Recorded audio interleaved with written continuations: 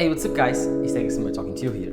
And yes, I'm back. I took a little break from YouTube just to alleviate my head now that I'm going to go full on in. And yes, I took advantage of a good part of the YouTube algorithm to rest a bit and let the views come in from older videos. But I'm back, and I'm back with a banger, because today I wanna do a little video about the 6 months later from my, of course, M1 Max MacBook Pro. And as you know, this has been my main editing machine and my main work machine for the past few months. It has been almost 6 months now. I bought it around October, we are around March, so yeah, around 6 months. And has been one of my best purchases ever. It's an amazing computer, and in today's video I want to tell you all about it from my 6 months experience with this M1 Max chip, which has 32 GPU cores and 32 gigabytes of RAM. Of course, this M1 Max was quite expensive. It went for around $3,500, but I got in mind that now that we have the M1 Ultra Max Studio, I did a comparison, and in this video I want to tell you why this computer is way better value than the M1 Ultra Max Studio, and why, if you are a prosumer looking for a very fast device and very powerful device, in my opinion, the value lies on the MacBook Pros and not the desktop, the Mac Studio. So yes, this video should be quite interesting and I think you would like it. So please don't forget to leave a like and subscribe to my channel. I would really appreciate it if you do. So no further ado, roll the intro.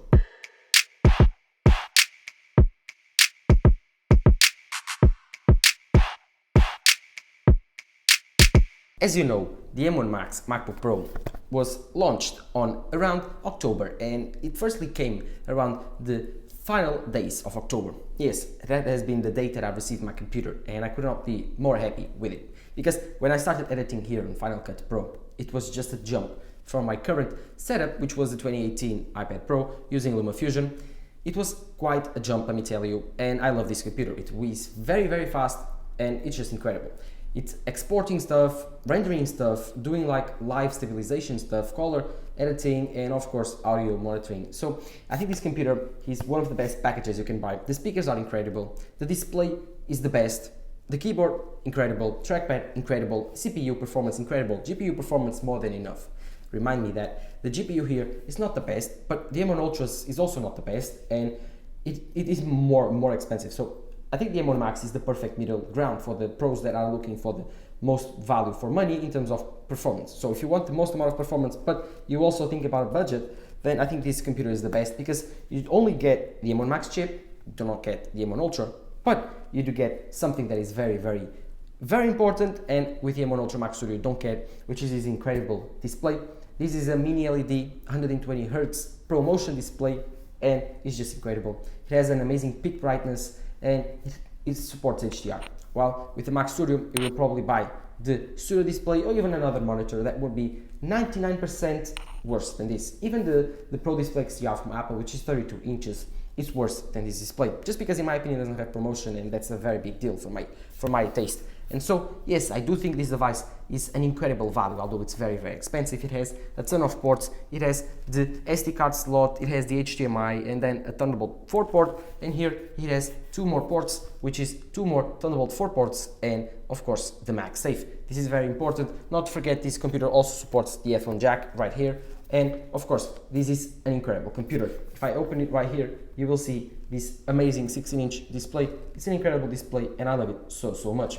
Of course, this display, it's not as big as you probably want from a desktop. Of course, when you are using a desktop, you will probably want a 16-inch display, but this display, in my opinion, is more than enough for most of people using it, and even on the go, it's an amazing display. This mini LED is so much better than the competition that there's no even competition. Even Apple can top these amazing displays. I was, at least me, myself, was not expecting this good of a display on a computer, and I was so satisfied when I saw that Apple released this incredible M1 Max display. And of course, this MacBook Pro, it has everything. It's the most complete package I can find on computing. And of course, the M1 Ultra Max Studio, it's about the same money, the base model, and it has probably better performance because it has an M1 Ultra. But should you buy it? Well, in my opinion, the value here lies not on the performance of the CPU. Of course, it has the M1 Max with 32 GPU cores and 32 gigabytes of RAM. But the value doesn't lie here. The value lies, in my opinion, the fact that all of the things that come with this computer. You have a full computer here. With the Mac Studio, you only have the CPU, the performance, the cooling. You don't have the display, you don't have the keyboard, you don't have the mouse, you don't have Touch ID, and you don't have a lot of stuff that, in my opinion, make it very, very important for an experience when using a computer, especially the display, the Touch ID, the keyboard, the mouse. And I think that this computer has it all. Of course, it has some flaws, like it's thermally throttling when compared to the Mac Studio, but the performance has differences until now, because Apple hasn't supported the M1 Ultra for the Final Cut Pro. I think they are not enough for you to spend the extra money. And yes, this computer has it all. The mini LED display is just incredible. And how has that been my experience for the past 6 months? Well, let me explain. While this computer for the past 6 months hasn't failed me once, I do have a pretty big gripe with it. It's the storage. I do think that the only problem with this computer is the storage is so expensive. I would like to have a bigger size storage, because they only have 1 terabyte and I have to micromanage the 1 terabyte very, very well. I save a lot of my footage to edit and a lot of my footage on libraries. So yes, I do think it's important for you to micromanage that, just because this computer has only 1 terabyte and you have to be careful for around this price point. Of course, you can get 2, 4 and 8 terabytes, but that goes on into the $8,000, $7,000 price tag, and that's very, very expensive. If you're going for that, I think you should go still for the Mac Studio. Okay, of course, now you have been thinking, should I get the Mac Studio, should I get this M1 Ultra chip, or should I get the M1 Max MacBook Pro full on, powered on? And in my opinion, it's quite a bigger question, just because it's not easy to understand how a computer, a laptop, it's better than a desktop. They are very, very two different things. If you need a desktop computer that you want to replace in a few years, because you have already the mouse, the keyboard, the display that are very, very good, but you just want to replace the brain when you do feel like you need it, then of course the Mac Studio is a better option for you. After a few years, you just replace the brain, which is the Mac Studio, and you will keep the same display, the same mouse, the same keyboard. That's a very, very important thing that you need to think. With this computer, it's a full compromise. You take everything. You take the display, you take the keyboard, you take the mouse, you take the CPU, and of course the battery life. That's also another thing. The battery life of this computer is just incredible. It lasts me 2 days if I'm using Final Cut Pro, 3, 4 days if I'm just watching videos. So that's just insane. Listen to me, 20 hours of video streaming. That's just crazy. And I mean, this computer has the best battery life ever. You cannot convince me otherwise. I cannot find any other laptop with better battery life. And this computer, although it's big, although it's chunk, it's not as big as it could be. So it's as big as the last generation of MacBook Pros. Of course, the most recent ones with Intel, they were very, very thin. I have a 13-inch computer with that design generation, and that was light, that was thin, and that was very, very cool to carry around. But this computer, after a few days, you won't notice the extra weight on your back, and of course, the punch that you get with this performance is just crazy. So yes, this MacBook Pro is an amazing value. The last 6 months has been a big ride. I've been editing videos on Final Cut Pro. My channel has grown so much, and I cannot appreciate you enough. And yes, it hasn't failed me once. In any video export, in any video editing, no fails. Even when I did 3D modeling for university, I was using SolidWorks on a machine, a virtual machine, and I was using a layer of introduction, as you know. But you cannot forget that SolidWorks is using a layer of introduction from Windows to Mac, and then this program is an x86 supported program. So it has to run another layer of introduction from the virtual machine to Mac OS, and from Mac OS to ARM. So yes, this is a very important thing to note, that I'm using this very, very power hungry program while running 2 layers of translation, which is just stupid, and this computer just dealt with it like a champ. No bugs, no problems, like a champ. Yes, this computer is very, very fast. It has a lot of power on the overhead, and that's why I bought it. Am I happy with this computer? 100%. Is it a good buy for most people? No.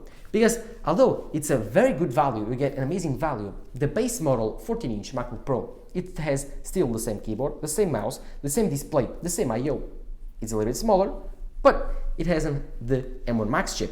Of course, it's way cheaper, and that's the computer that I recommend for most people that are looking for the best hardware and the best punch in terms of performance and in terms of quality of accessories on a laptop. Yes, this MacBook Pro is an amazing deal, no problem with that, but Of course, keep in mind, if you are a budget person and you won't mind a smaller computer, the 14-inch base model MacBook Pro should be enough for you. Of course, if you are a professional and you need these computers to do your work and seconds and time, it's more important than money, then the M1 Ultra may be the option for you. But again, consider this. This computer has the best display ever that I've ever seen on a laptop, desktop, ever. It's even better than Pro Display XDR, and it comes together with the laptop. And with this, you get an amazing keyboard, mouse, Touch ID, incredible I/O, MagSafe 3, and of course, amazing speakers and microphones, and amazing webcam, which is even better than the Studio Display's webcam. Then, of course, that's why I'm recommending this computer, because it's an incredible package. It's the fullest package I could find. It has everything and it doesn't need anything more. I don't see how Apple could improve on this computer. And should you buy one now, 6 months later off it's coming out? Sure, Apple won't update the M1 or even the M1 Pro or even M1 Max chips very soon. I don't think we will see another upgrade to this computer this year, only next year. And I mean, this computer is so good, I cannot see where Apple can improve it. Maybe Face ID, I'm not sure. So, of course, this M1 Pro and M1 Max MacBook Pro generation was just insanely good, and it's one of those generation leaps that you don't see often, just like the 2018 iPad Pro and the iPhone 10. So, should you buy this M1 Max MacBook Pro 6 months later? Sure, go for it. It's, in my opinion, the best value on Apple's lineup right now for price, for performance. You get the most amount of performance from the M1 Max chip, just because the M1 Max Mac Studio is also limited on software. And you get the best display, keyboard, mouse, speakers, trackpad, Touch ID combination on a laptop ever. You don't have this package anywhere else, and so I do think the M1 Max MacBook Pro with the 16-inch display, M1 Max, 32 gigabytes of RAM and 32 GPU cores is, in my opinion, the best value. Of course, you don't upgrade the storage here. You cannot upgrade afterwards. But in my opinion, get 1 terabyte and then external drives. That's the most cost-saving measure you can do with this MacBook Pro. Do not spend extra $2,000 on storage. That's just stupid. Of course, in my opinion, you should buy these right now, considering against the M1 Ultra Mac Studio. If you do really need the extra performance, then go for the M1 Ultra Mac Studio. But weigh things out. John Prosser, if you are watching this, I do recommend getting a MacBook Pro. You will not regret it. You will probably find a very cheap display to use it, and you will enjoy it very, very much. Of course, I do recommend it over the M1 Ultra that you are waiting until May, just because the Mac Pro is coming afterwards. And that's the thing. If you want a Mac Studio right now, an M1 Ultra Mac Studio, you have to wait 3 months or 2 months, and that's too much. That's too much. The Mac Studio is just not worth the wait. Just get the Mac Pros, which, in my opinion, they are still in a very good position on the market to buy. They are not brand new, but they are new still. And of course, they are a very incredible package, like I was telling you. So, what are your opinions on this M1 Max MacBook Pro? Let me know in the comments down below. I do think this computer is the best made product and Apple product in a while. And I do think this is the perfect package for people that want performance, want good hardware, and want a very light and portable computer, which is not that light, but at the end of the day, you won't notice the extra pounds here. Of course, this is the best MacBook ever made. Don't need to tell you that. And so, for that, don't forget to leave a like down below and to subscribe to my channel. And of course, comment down below which is your favorite, the 14-inch or the 16-inch. And would you buy the MacBook Pro when considering the M1 Ultra Mac Studio? Or would you simply go for the Mac Studio just because of the extra performance? Let me know in the comments down below. And of course, while you're there, don't forget to follow my social networks, Twitter and Instagram. This is Tex talking to you here.